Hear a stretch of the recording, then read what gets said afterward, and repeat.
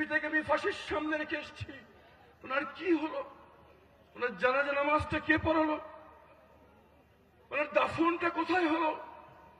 আর ফাঁসির আগে পরিবারের সাথে শেষ সাক্ষাতে আমার শ্রদ্ধেয় পিতা আমার জন্য কি ওসিয়ত করে গেলেন, সন্দেশ কিছুই বলা যাবে না। আমি ধরেই নিয়েছিলাম সে অন্ধকার ঘরেই আমার মৃত্যু হচ্ছে, তওবা করার সময়টুকু তারা দেবে না। এই জন্য যখনই রাত হতো তখনই তওবা করে তৈরি থাকতাম এবং আল্লাহকে বলতাম আমি তওবা অবস্থায় আছি, যদি আমাকে আজকে রাতে হত্যা করে এই তওবার বদলে যে আল্লাহ তুমি আমাকে ক্ষমা করে দিও। Next level, well done, side by side, free. যে রাতে তারা আমাকে টেনে নিচ্ছে সেই ঘর থেকে বের করছিল, আমি মনে করেছিলাম যে আমাকে হত্যা করা হচ্ছে। আমি সূরা ইয়াসিন পড়া শুরু করলাম যাতে মৃত্যুটা সহজ হয়, কিন্তু পরে জানতে পারলাম আমাদের দামাল ছেলেরা, আমাদের বাচ্চা ছেলে মেয়েরা জীবন দিয়ে বাংলাদেশের মাটি থেকে ফাঁসিবাদকে বিতাড়িত করে দিয়েছেন। এই জন্য আমি সাথে গেছি। সম্মানিত উপস্থিতি, আমাদের বাচ্চারা, আমাদের বাবা মারা জীবনের ঝুঁকি নিয়ে 5ই আগস্ট যখন মাঠে নেমে পড়েছিল, তারা জানতো না আজকেই তাদের বিজয় হচ্ছে।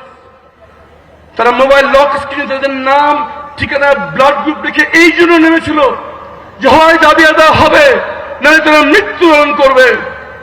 যখন তারা সব দিয়ে নেমে পড়েছিল আল্লাহর সম্মানিত ভাইয়ের আমার, এতগুলো মায়ের বুক খালি হয়ে, এতগুলো বাচ্চা ছেলে মেয়ের চোখ হারানো, হাত হারানো, পা হারানোর বিনিময়ে আমরা যে দ্বিতীয় স্বাধীনতা পেয়েছি তা শুধুমাত্র একটি ভোটের জন্য নয়, তারা চেয়েছে একটি নতুন বাংলাদেশ।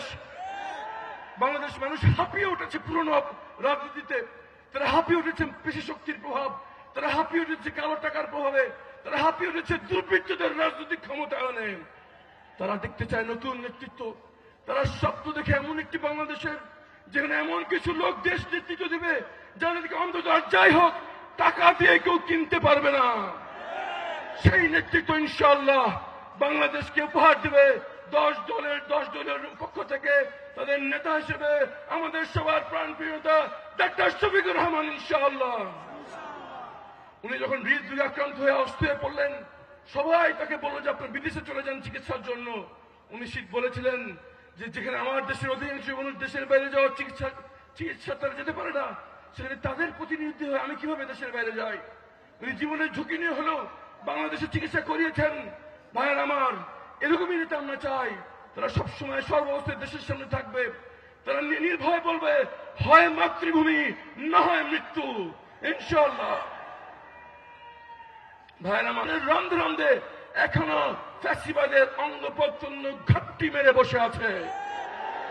দেশ নিয়ে গভীর ষড়যন্ত্র হচ্ছে, কিন্তু বাংলাদেশের মানুষ বারবার দেখিয়েছে যখন ছাত্র জনতা মাঠে নেমে আসে তখন পর্বত সমান শক্তিও বিলীন হয়ে যায়। যতই ষড়যন্ত্র করুক, যত অশুভ শক্তি চক্রাঘাত, ইনশাআল্লাহ 12 তারিখ বাংলাদেশের মানুষ আরো একবার রাস্তায় নেমে এসে